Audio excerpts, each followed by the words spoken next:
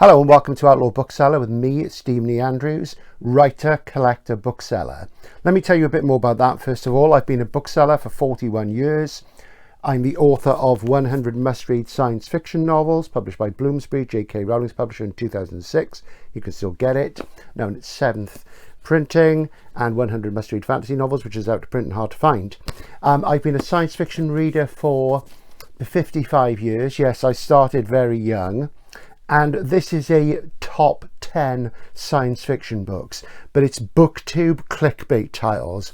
The books you love to hate, the books you hate to love, or you may even like them.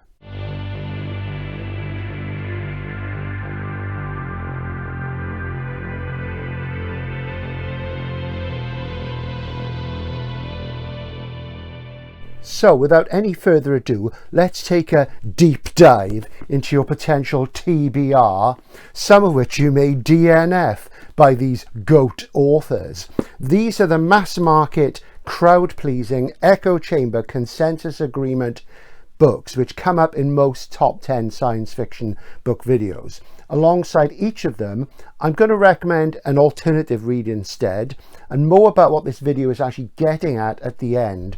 So subscribe, like, comment, hit the notification bell, join my members area for $4.99 a month for an extra exclusive video weekly and a backlist of 50, and there's over 600 you can look at here without joining. So let's get into this ranked list. So starting at number 10, and we're going from best to worst, in this case, in my opinion. First of all, Neuromancer by William Gibson. This is the 10th anniversary UK hardcover edition. I have 5 copies of Neuromancer, including the world first, which you can see in other videos.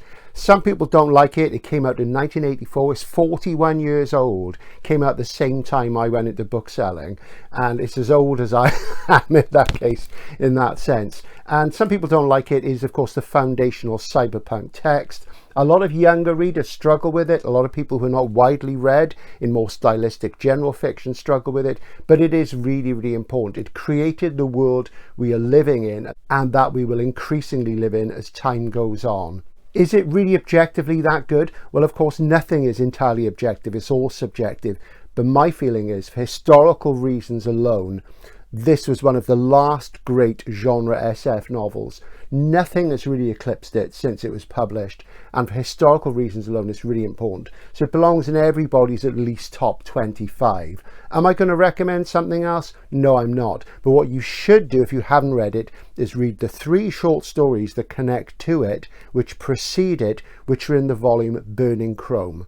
Those stories are Johnny Mnemonic, Forget the Film, New Rose Hotel. You can forget the film for that as well, even though it's very interesting, and Burning Chrome itself. They give you vital background information through which you can enjoy Neuromancer, and it's about how AI could be really dangerous, something we're looking at now. At number 9, Hyperion. It pops up all the time, though you don't hear people talking about its sequels very much, possibly because Hyperion is so enjoyable in itself and so satisfying. This is a UK first edition, by the way, with a different cover to the American one, of course, that it is one of those books that can really get you into SF. For me, it was the book that got me back into SF when I was very jaded with reading traditional genre SF, and this got me back into it. I'd already read Simmons, and the first book I read by him was his first novel, The Song of Kali, which won the World Fantasy Award in 1987. And I've read lots of books by him. He writes crime, science fiction, fantasy, horror. He's even written a mainstream novel, though it is about astronauts, so you know it is kind of on the edge there. And he's basically a really good popular writer of the Richard Matheson school. Is it really that great? Well, in terms of what's happened in science fiction since the beginning of the 90s, yeah, it is. It's the whole Canterbury Tales thing you'll have heard about. It's got a mysterious thing going on with a being called the Shrike on an alien planet. It's got a journey. It's got point of view characters. You get different stories. So it is a really good rollicking read. However, if you've just read this, you should read more by Simmons. And I would say probably one of the most enjoyable ones, which connects him to the SF tradition in a wider sense, is The Hollow Man, which reminded me a lot of Robert Silverberg, and that, of course, is high praise. Does it belong in the top 10?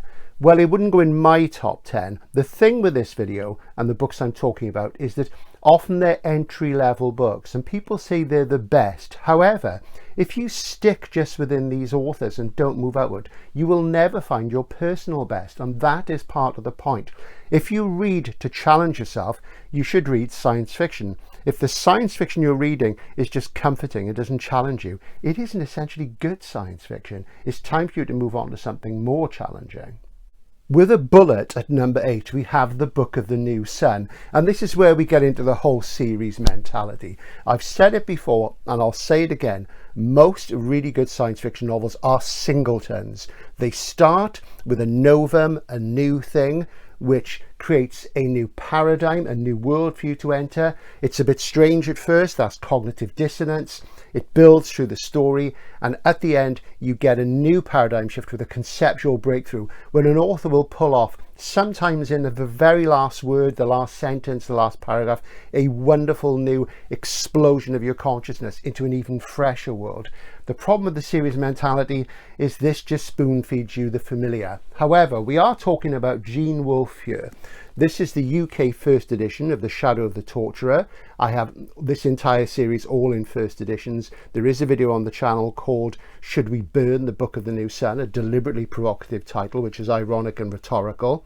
And the problem with the Book of the New Sun is that even though it is brilliant, it is overlong, there is growing reverence towards it. It's become a bit of a sacred cow, and I think it needs to be questioned. There's a whiff of the Emperor's new clothes. It's undeniably beautifully written and full of detail and immersive. And this is the thing. This is this whole series thing. It's Dune, it's Lord of the Rings. Oh, it's the world building. Never mind that. How about a bucket of ice water in the face as well? That'll wake you up. This might just put you to sleep, but it is amazing in parts. It has a sword and sorcery type veneer over the top of it, which is misleading. And as much as I like Gene Wolfe, and he's a fascinating writer, I do think people need to question more its validity. Does it go in my top 10? No, it goes in a lot of people's. You should read it, but what you notice is that people read the Book of the New Sun, and not many of them go on to his other books, and he doesn't have much in print. Why is that if he's really so great? For those who believe that Gene Wolfe's technique of befuddling the reader and concealing to reveal and who enjoy that sort of prestidigitation, I would say read a writer who is more in your face about it, who puts things right in front of you. He plays his cards right in front of your eyes, and you know that he's going to trick you and you just cannot see it even when it's happening. And I would suggest instead you read Christopher Priest, and particularly The Glamour. It will tear your mind apart. Number 7, we have Blindsight. Now wait, Steve, you say, that's Firefall. This is the UK edition of Firefall, which is the omnibus edition of Blindsight and its sequel, Echopraxia. It's a diptych. The word isn't duology. Duology is a conflated word made up by somebody who doesn't understand that there is already existing terminology for these things. It's a diptych. It's a 2-volume work. If you look at fantasy diptychs back in the 80s, like, for example, Stephen Donaldson, have I got one handy? I haven't. You know, they have diptych on the cover. It's not duology. It's a conflated, made-up neologism. It's a horrible word. Conflated words always are. Anyway, back to the point. Firefall. And before I go into Firefall, and particularly into Blindsight, I'll just mention the sequel, Echopraxia. I've read it twice. Nobody seems to read Echopraxia. If Blindsight is so great, how come nobody reads it? This is the one, of course, with the strange object in the outer solar system, the camera satellites that fall to Earth and burn out, the vampires, and the aliens without consciousness. Oh no, it's a spoiler, but you probably know that already. The thing with Blindsight is, again, it is really well written. It's very, very good on the hard science. It does have a kind of existential dread to it, but not at the level that you get in true existentialist writing by people like Camus, Sartre, Wilson, Hampson, Dostoevsky, and the great modernists, Anna Kavan, those sort of people. But it is good. But again, there's a swaying of reverence towards the concept of consciousness in it. And this would not be new to anybody who studied biology, and it's not a new idea in itself. It's also a first contact book, of course, and people love the first contact book. So it's first contact meets big dumb object.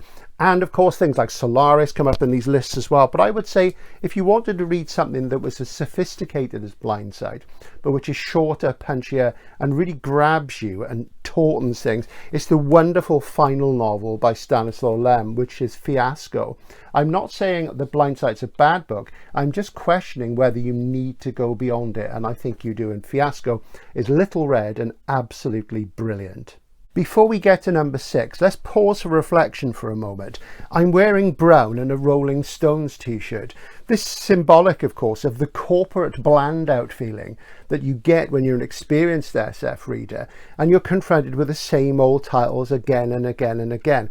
Popular does not equate with best. Reading is a subjective experience. As an individual, you should be seeking out the things which speak to you directly. And there's nothing wrong with these books as starting points. But if at the end of your science fiction reading journey, if in 20, 30, 40, 50 years time, you're still finding these the best, then something is wrong.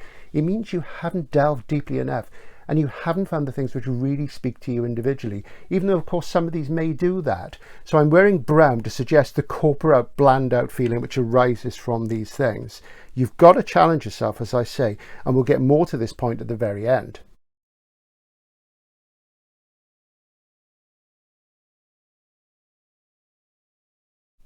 At number 6, we have Ender's Game, and this is the, this is the Tor US First Thus edition of the revised version. If it wasn't revised, it would be a first, but this is the first printing of the revised edition, so it's a first thus. Very handsome, I think you'll agree. And Ender's Game was a huge smash, and obviously there were sequels. And it's a very clever book. It's a manipulative book. It's a very easily read book. There is a children's edition in Atom, which has the same text. Atom is the children's imprint of Orbit in the UK. And what's weird about this, of course, is that even though all the characters are young, they're training to fight aliens on board this space station or starship. The real point is that there's no sex, there's no sexuality on board, and yet they're at puberty, and yeah, you know, they're nerdy kids, but they are fighters at the same time. So it's really, really a little bit odd. And of course, Card is a Mormon, so he probably left that out for religious reasons, but it would have more psychological value if it did confront the issue of sexuality. But of course, in a way it does, because the aliens are called buggers. Now, this may be a extension of the word bug, because of course, as in Starship Troopers, they are arthropods. They're like insects. They're giant, super intelligent insect type beings. And of course, the term bugger in Britain refers to congress, shall we say, between two male homosexuals. So maybe there's an undercurrent of something there, maybe not. I'm sure lots of people have picked up on this. It is fairly obvious. Ender's Game ends with the classic conceptual breakthrough that I referred to earlier, when Ender discovers what's actually really going on and what has happened to him and the consequences of his actions and how that changes his world and the world going forward into the two sequels. Something which really struck me about this and its sequel when I first read it was the role of social media in it. Social media didn't really exist then. And I found it very hard to believe that Ender and his brother and his sister would go on to be so influential across social media. I thought they're just young people, they're just kids. But of course, this has actually happened in the 21st century. So you've got to hand it to Card.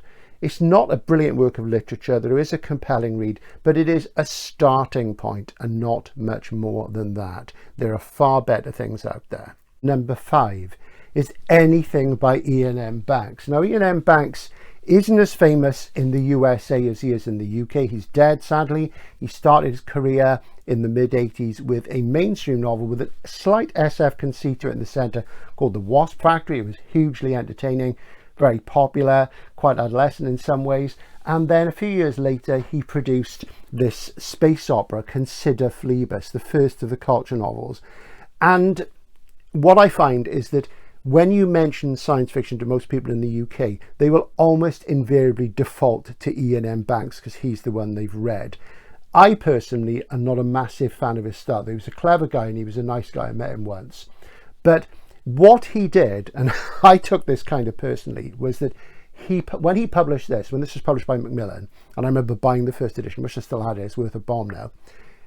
Basically, he brought the space opera roaring back into British science fiction. And it was the first space opera published in Britain by a British author for something like 7 or 8 years, and we had banished space opera into the outer dark. As J.G. Ballard had said in the 1960s, inner space was the real thing for science fiction, and that Earth was the truly alien planet. And we had marvellous sophisticated writing from Ballard, Priest, M. John Harrison, Michael Moorcock, many others. The avant-garde modernist edge of science fiction, which was leading it back into the mainstream and infecting the mainstream. And it's because of these writers, there are so many slipstream SF novels published as mainstream novels now popping up, things like Ishiguro, anything you want to name that way. So I blame Banks for putting the old 1930s trope of the space opera. It's the 1920s, 1915, that's when E. Docksmith started writing the Skylark and Lensman series. It was way, way, way back.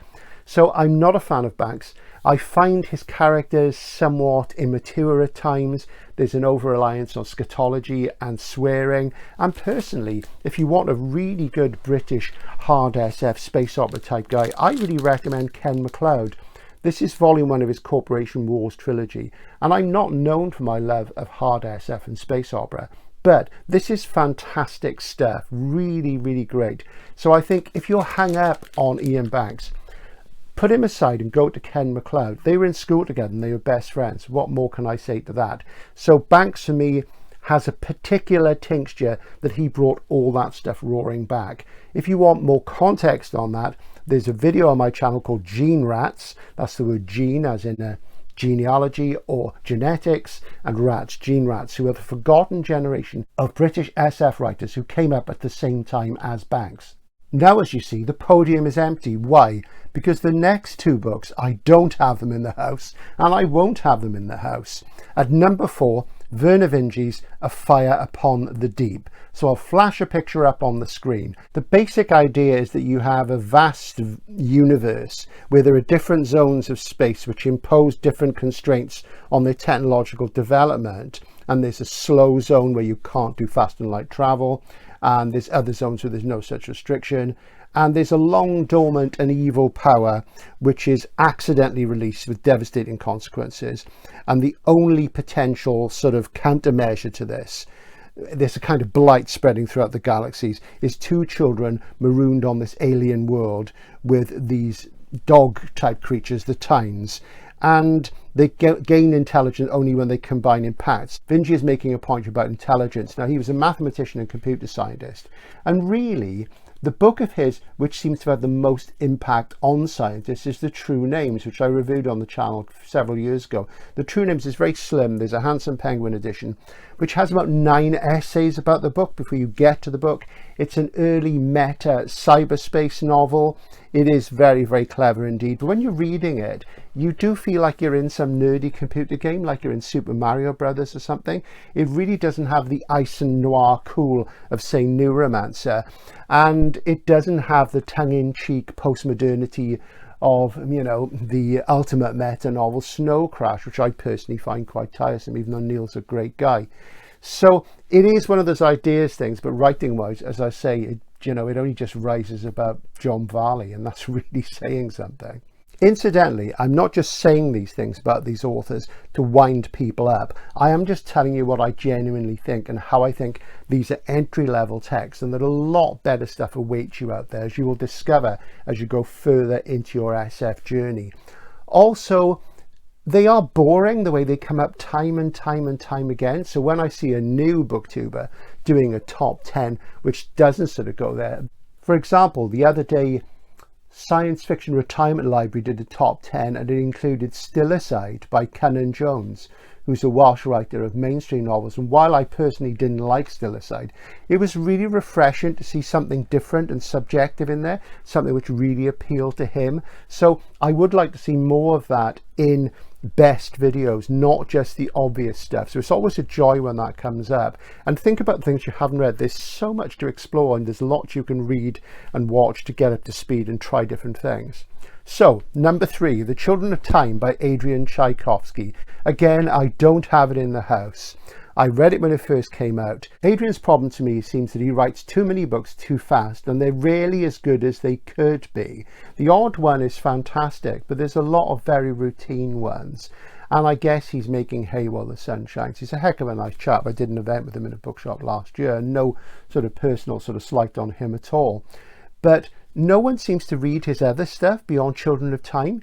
Even when people read the sequels, they often say, I don't like that so much, though that does vary, of course.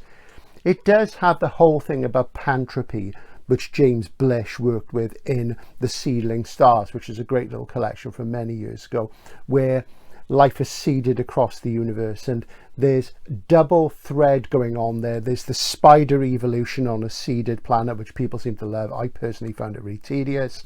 And there's also the space exploration starship thing with the human characters, which I found more interesting.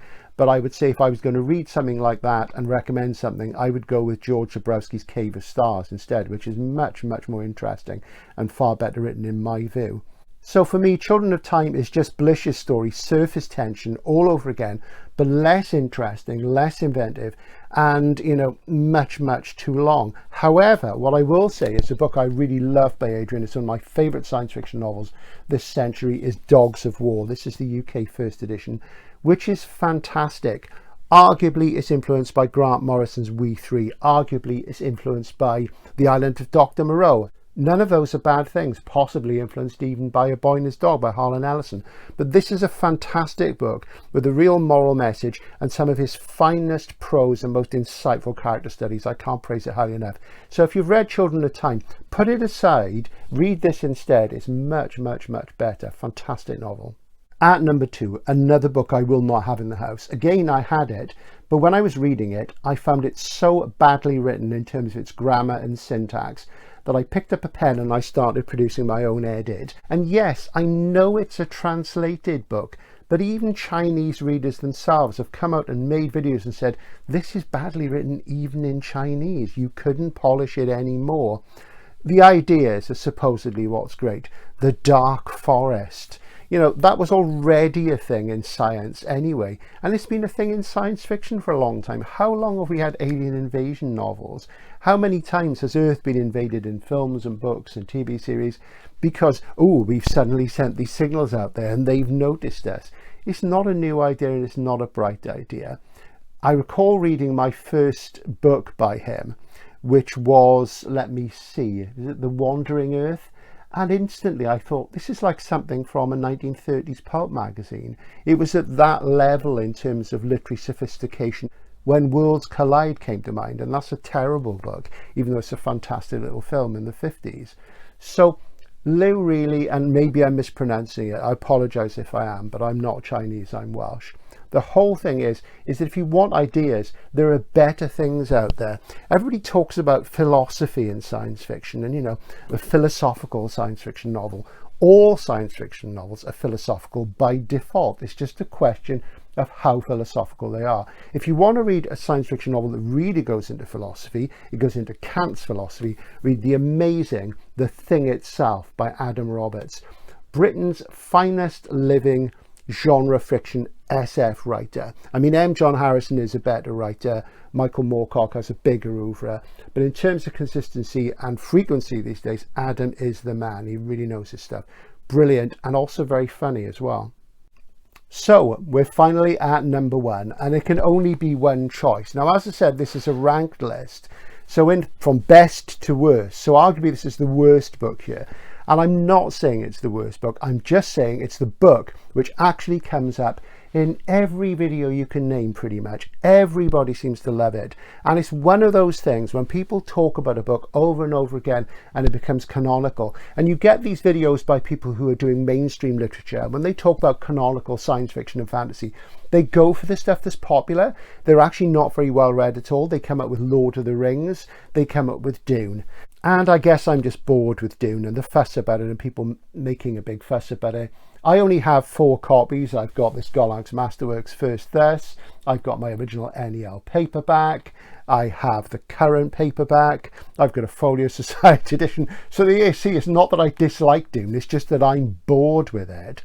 Let's be honest about it. It's popular because it reads like a dynastic fantasy. It doesn't read that much like an SF novel due to the Butlerian jihad, which is the best idea in the book, and that is stuck in the appendix at the back, the war between men and machines, which prevents the construction of new AIs. And that's how Herbert got out of the AI thing. And he was able to build this fairy tale on another planet with all these titled people and this long form thing. You can see Game of Thrones probably is influenced by Dune as well. But it is a kind of book which is always pulling things out of the hat. Spice, the spice. It can do anything. It's like a get out of jail free card. It doesn't seem to have any limitations. The book's obsession with messianic transcendence and this obsession with titles really does put me off. It's not a well-written book. It clunks along. It's overlong. It doesn't have acres and acres of glittering prose. It is quite stodgy and porridgey. But as I say, I've got 4 copies, so maybe I'm to blame as well. What should you read instead? I think if you want a good slice of 60s transcendentalism, go with A Time of Changes by Robert Silverberg, and there's a video about that on my channel. So to wrap up, that's it. Those are 10 books which you will see come up time and time and time again on top 10 science fiction clickbait lists. And this is the thing. People make these videos. I've done it myself. We make top 10s because they're clickbait, because the mass market, because the vast number of readers out there will click and will watch them because they have this obsession with the best, the top, the finest, what have you. But the real meat is beyond that. If you want to discover really good books, you've got to move outside this and stop assuming that these are the best books just because they're the most popular. And Booktube is a bit of an echo chamber. Like everything on social media, the popular is the best. Well, no, it isn't. The newest is the best. Well, no, it isn't. There's more to it than that. So I'm going to challenge you to go out there, discover books that you really love, which maybe nobody else in the world will love. Probably somebody will. And if you take a cult book like Anna Kavan's Ice, if you go back, 40 years ago, nobody'd read it. A handful of people had read it. They were mostly other science fiction writers. Now, there's been several editions in the last few years, and it's quite a popular book, and deservedly so. So there you go. The truth is out there. It's your truth. So claim it and find your own canon. That's all I have to say. Hope you've enjoyed this. Hope nobody's offended. Like, comment, what have you. Make your comments below. And please don't sort of go on about, oh, this is the best, that's the best. That's not the point. This is a conceptual video to get you to conceptual breakthrough, to think more originally and more positively and more widely about what science fiction can do for you beyond the obvious. And the mass market will always be with us, but it does mean it's right. Thanks for watching. I'll see you again soon, and bye for now.